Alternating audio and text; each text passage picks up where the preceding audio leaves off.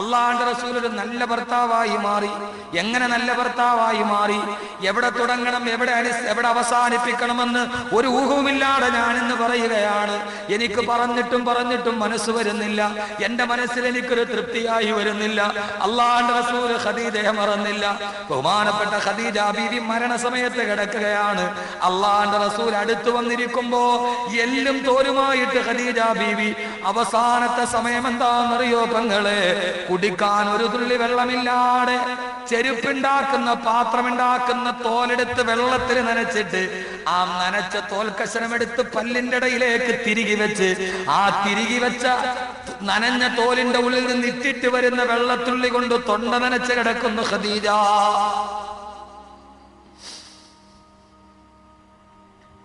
മരണസമയത്ത് ആരാ? കോടിപതിയായ ഹുവൈലിദിന്റെ മകൾ.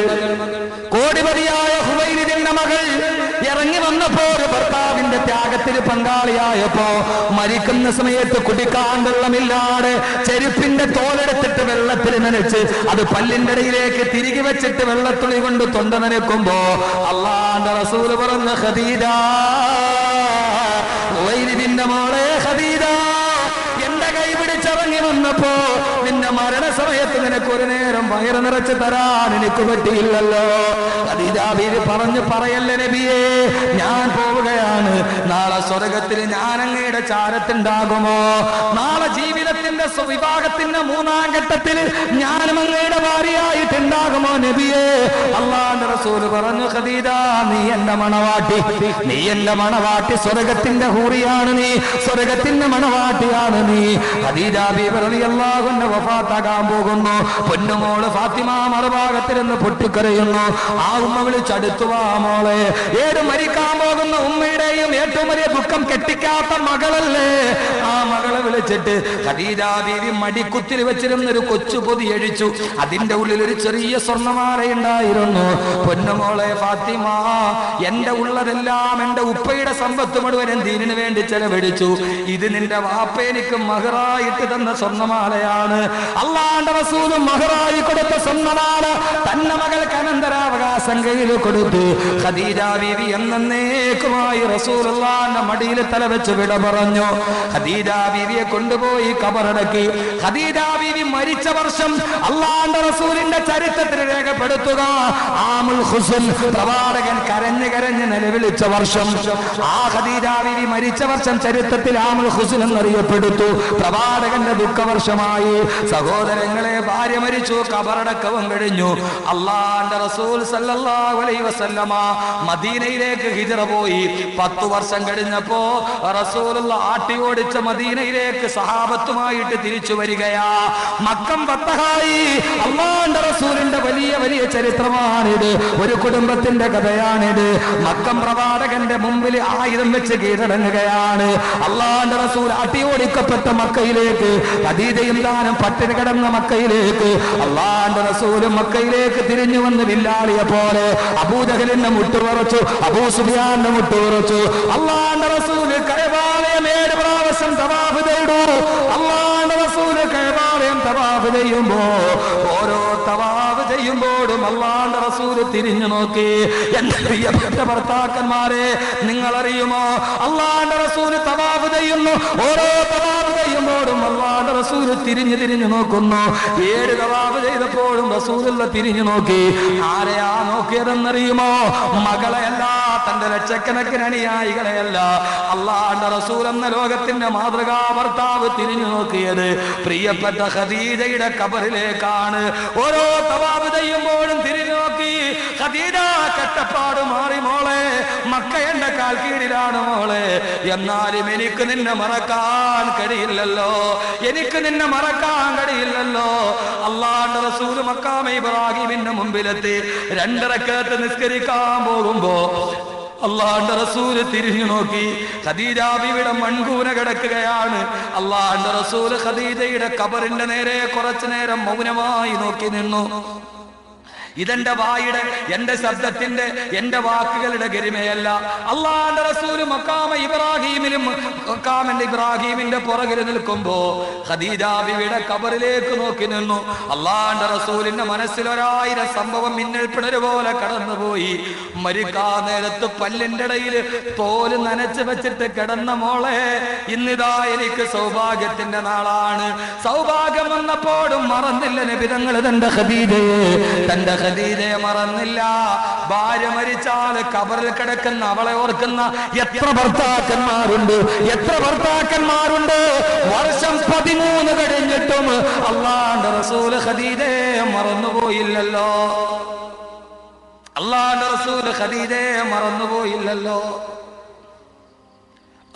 റസൂൽ ഖദീജയെ മറന്നുപോയില്ലല്ലോ. ഈ മറക്കാത്ത ഓർമ്മയാണ് കുടുംബ ബന്ധത്തിന്റെ പ്രകാശം. ഒരിക്കലും മരിക്കാത്ത, നരയ്ക്കാത്ത, മങ്ങാത്ത, മായാത്ത ഓർമ്മകളായി സഹോദരിമാരെ തിളങ്ങി നിൽക്കേണ്ടത് വീടിന്റെ ചുവരിലല്ല. ഭാര്യ ഭർത്താക്കന്മാരെ തിളങ്ങി നിൽക്കേണ്ടത് ഫസ്റ്റ് വെഡിങ് ആനിവേഴ്സറിയുടെ അന്നെടുത്ത ഫോട്ടോയുടെ ചിത്രങ്ങളിലല്ല. സ്വന്തം മക്കളെ ഇടത്തും വലത്തും ഇരുത്തി വീടിന്റെ സ്വീകരണ റൂമിൽ നീ വെച്ചിരിക്കുന്ന വെറുതെ കൃത്രിമത്തിന്റെ തട്ടാന്റെ ചിരി വന്ന ഫോട്ടോയിലല്ല. നിന്റെ ഫോട്ടോ ഇരിക്കേണ്ടത് ഭർത്താവിന്റെ ഹൃദയത്തിൽ. പെണ്ണെ, നീ ഇരിക്കേണ്ടത് ഭർത്താവിന്റെ ഹൃദയത്തിൽ. ഭർത്താവെ, നീ ഇരിക്കേണ്ടത് ഭാര്യയുടെ ഹൃദയത്തിൽ. വെളിച്ചമൊട്ടുമില്ലെങ്കിലും മങ്ങിക്കത്തുന്ന ഒരു മൺചരാത് പോലെയെങ്കിലും നിന്റെ ഇണയുടെ ഹൃദയത്തിന്റെ കൂടിനുള്ളിൽ കൂട്ടുകൂടാൻ നിനക്ക് കഴിഞ്ഞാൽ, ഭാര്യയുടെ ഹൃദയത്തിന്റെ ഉള്ളിൽ ഒരു കൂട് കെട്ടാൻ ഭർത്താവിന് കഴിഞ്ഞാൽ, ഭർത്താവിന്റെ ഹൃദയത്തിന്റെ ഉള്ളിൽ കൂട് കെട്ടിക്കണിയാൻ ഒരു ഭാര്യയ്ക്ക് കഴിഞ്ഞാൽ, അതിനേക്കാൾ വലിയൊരു ദാമ്പത്യ ജീവിതം ലോകത്തില്ല. ഇണക്കങ്ങൾ മാറട്ടെ, പിണക്കങ്ങൾ മാറട്ടെ, പിണക്കങ്ങളുടെയും ഇണക്കങ്ങളുടെയും ഇടയിൽ ഒരു നന്മ കടന്നു വരട്ടെ. അള്ളാഹു നമ്മുടെ ദാമ്പത്യ ജീവിതം ഖൈറിലാക്കി തരട്ടെ. പിണക്കങ്ങളൊക്കെ മാറട്ടെ. എന്റെ സഹോദരിമാരെ, എനിക്ക് പറയാനേറെയുണ്ട്, പക്ഷേ സമയം അപര്യാപ്തമാണ്. ഒരൊറ്റ ഹദീസ് നിങ്ങൾക്ക് ഞാൻ പറഞ്ഞു തരട്ടെ. വിവാഹത്തിന്റെ 3ാമത്തെ ഘട്ടം ഇനി സ്വർഗത്തിലാണ്. അള്ളാഹു അത് അനുഭവിക്കാൻ തൗഫീഖ് നൽകട്ടെ. എന്റെ സഹോദരിമാർ, ഒറ്റ കാര്യം ഞാൻ പറഞ്ഞു തരട്ടെ. നിങ്ങൾ ഇതൊന്നും മനസ്സിലേറ്റിയിട്ട് പോകണം. എന്നോട് വിഷമം തോന്നരുത്, വേഷവിധാനം പറഞ്ഞില്ല, മറ്റൊന്നുമില്ല. കാരണം അതാണ് നമ്മുടെ സമയം. ഒരൊറ്റ ഹദീസ്. നിങ്ങൾ വിവാഹത്തിന്റെ 3ാമത്തെ ഘട്ടത്തിലെത്തണം. എന്റെ സഹോദരിമാർ, ഈ ചിന്ത മനസ്സിൽ വെച്ചിട്ട് ഇന്ന് പിരിയണം. അള്ളാന്റെ റസൂൽ പറഞ്ഞു, ഒരു പെണ്ണിന് സ്വർഗം ഉറപ്പാ. ഒരു പെണ്ണിന് സ്വർഗം ഉറപ്പാ. ഏതു പെണ്ണ്? സ്വർഗം ഉറപ്പാക്കാൻ നീ ചെയ്യേണ്ട ജോലി തഹജ്ജുദ് നിസ്കരിച്ച പെണ്ണാണ്. പണവും പണ്ടവും മാലയും മോതിരൊക്കെ സദക്ക ചെയ്ത പെണ്ണാണ്. പെങ്ങളെ, നിനക്കാ സ്വർഗത്തിൽ പോകാൻ നീ രാത്രി നിന്ന് കൂടുതൽ നിസ്കരിക്കണ്ട, ഒക്കെ ചെയ്തോളി. നീ പണവും പണ്ടവും ഭാര്യ സദക്കൊന്നും ചെയ്യണ്ട. ഞാൻ പറഞ്ഞ ഒരു കാര്യം നിങ്ങൾ ചെയ്യണം. ആദ്യം മനസ്സിലെ ഞാനാണ് വലുത് എന്ന ബോധം കളയണം. എന്നാലേ ഞാൻ ഈ പറഞ്ഞ ചെയ്യൂ. പക്ഷെ അത് ചെയ്യൂന്നുള്ള ഓർമ്മയില്ല. അള്ളാഹുവിന്റെ പ്രവാചകൻ ഒരു പെണ്ണിന് സ്വർഗം ഉറപ്പാ. ഏതാ പെണ്ണ്? അവളും അവളുടെ ഭർത്താവും കൂടി ഒരു ദിവസം വഴക്കുകൂടി.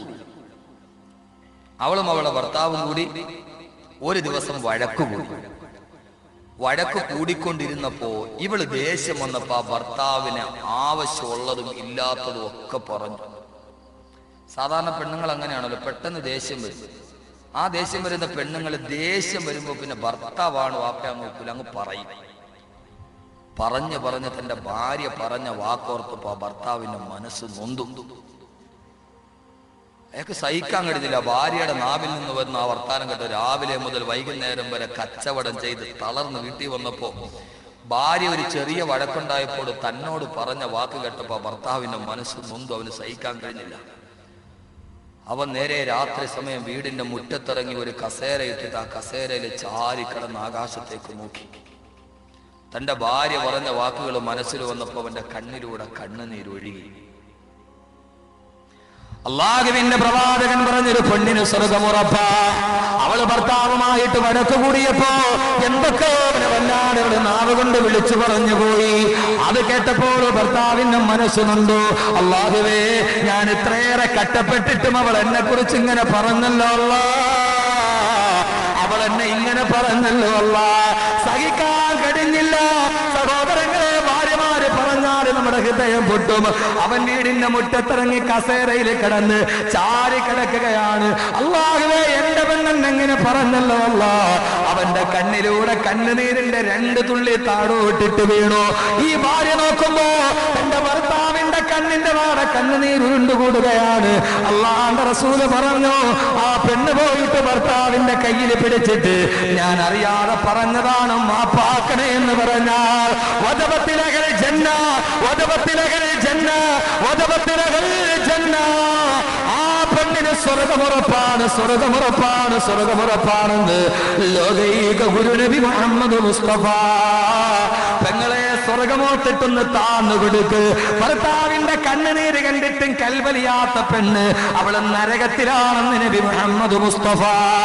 വീട്ടിലൊരു വഴക്കുണ്ടായി, ഭർത്താവിന്റെ കണ്ണുനീര് കണ്ടിട്ട് ഒരു ഭാര്യയുടെ കൽബം നലിഞ്ഞില്ലയോ, അവള് പിന്നെ സ്വർഗത്തെ കുറിച്ച് ചിന്തിക്കേണ്ട കാര്യമില്ല. ഭർത്താവിന്റെ കണ്ണുനീര് കണ്ടിട്ട് ഒരു പെണ്ണിന്റെ കൽബ് അലഞ്ഞില്ലെങ്കിൽ പിന്നെ ആ പെണ്ണ് സ്വർഗത്തെ കുറിച്ച് ചിന്തിക്കരുത്. ഞാൻ ഈ ഹദീസിന്റെ ഇബാറത്ത് എനിക്ക് ഓർമ്മയില്ല. റസൂലുള്ള പറഞ്ഞു, ഭർത്താവ് ഇങ്ങനെ കിടക്കാണ്, ഭർത്താവിന്റെ അടുത്ത് പുറകെ നീ ചെല്ലണം, എന്നിട്ട് നിന്റെ കൈ അവന്റെ കൈയുടെ മുകളിൽ വെക്കണം. റസൂലുള്ള പറഞ്ഞു, അവൻ അപ്പൊ തട്ടി മാറ്റി. ഹദീസിന്റെ ആശയമാണ്, ഹദീസ് ഇബാറത്ത് ഓർമ്മയില്ല. അപ്പോ പോകരുത്, വീണ്ടും പോയി തൊടണം. ഇൻഷാ അല്ലാഹ് സഹോദരിമാരെ ചെയ്യും. അള്ളാഹു സ്വർഗം തരട്ടെ. അള്ളാഹു ഈ ബോധം മനസ്സിലെ മിഥ്യാധാരണയൊക്കെ മാറ്റട്ടെ. ഇങ്ങനെ കിടക്കാണ്, പുറകിൽ നിന്ന് പോയിട്ട് കൈ പിടിക്കണം, എന്തൊക്കെയോ അവനെ പറഞ്ഞു പോയി, നിന്നു അള്ളാഹു അങ്ങനെ അങ്ങനെയൊക്കെ പറഞ്ഞു പോയി കൈ പിടിക്കണം. എന്നിട്ട് പുറകിൽ ചെന്നിട്ട് ആ കട്ടിൽ ആ കസേരയുടെ പുറകിൽ നിന്നിട്ട് പറയണം. റസൂലുള്ള പറഞ്ഞ ഹദീസാണ്. പിന്നെ അപ്പോ ഈ ദേഷ്യവും സങ്കടവും ഒക്കെ വരുമ്പോൾ തൊട്ടുപോരുന്നുണ്ട്. നമ്മളൊന്ന് ഗർജിക്കും, പുരുഷന്റെ സ്വഭാവമാണ്, പോകരുത്. റസൂൽ പിന്നെയും വെക്കണം കൈ മുകളിൽ. എന്നിട്ട് പിന്നെ തുടരുതെന്നല്ലേ പറഞ്ഞത്. ആദ്യം പറഞ്ഞ ചൂട് രണ്ടാമത്തെ പറച്ചിൽ ഉണ്ടാവൂ. ആദ്യം തൊട്ടപ്പോ ചാടിയതുപോലെ പുലി കടിക്കണ മാതിരി ചാടുവോ? രണ്ടാമത് ഒന്നുകൂടി പറയും, തുടരുതെന്നല്ലേ എന്നോട് പറഞ്ഞു. പോകരുത് പെങ്ങളെ, ദേഷ്യപ്പെട്ടാലും പോകരുത്. റസൂലുള്ള പറഞ്ഞു, തുമ്മ ഉഖറ, പിന്നെയും അവന്റെ കയ്യിൽ പോയി വെച്ചിട്ട് വരണം. പിന്നെ ഞാൻ അറിവില്ലായ്മ കൊണ്ട് പറഞ്ഞു പോയതാ, നിങ്ങളൊന്ന് മാപ്പാക്കിയേക്ക്. അവൻ പിന്നെ ചൂടാവോ ഷാനവാസേ? സ്വപ്നം കാണാൻ ചൂടാവോ? ആരോട്? അടുപ്പ് ചൂടാകണ കാര്യമല്ല. അപ്പൊ മൂന്നാമതും പോയി കൈ വെച്ചാൽ അവനെന്ത് പറയും? മൂന്നാമത് കഴിച്ചിട്ട് പിന്നെ മാപ്പാക്കണ, ഞാൻ അറിയാതെ പറഞ്ഞതാ, ഞാൻ ഇനി അങ്ങനെ ചെയ്തില്ല. അവൻ എഴുന്നേക്കും, അവളുടെ മുഖത്ത് നോക്കും, ഇനി എന്നെ അടിക്കോ?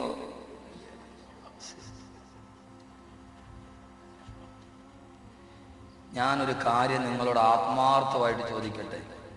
നമുക്ക് നമ്മുടെ ഭാര്യയോട് ഏറ്റവും കൂടുതൽ സ്നേഹം തോന്നപ്പോൾ അവൾ നമ്മളെന്തൊക്കെയോ പറഞ്ഞു, നമ്മുടെ മനസ്സ് വല്ലാതെ നൊന്തിരുന്നിട്ട് ആ പെണ്ണ് വന്നിട്ട് കൈ പിടിച്ചിട്ട് പിന്നെ ഞാൻ അറിവില്ലായ്മ കൊണ്ട് പറഞ്ഞു, നിങ്ങളങ്ങ് മാപ്പാക്കണേ എന്ന് പറഞ്ഞാൽ നമുക്ക് സ്നേഹം കൂടുവോ കുറയുമോ?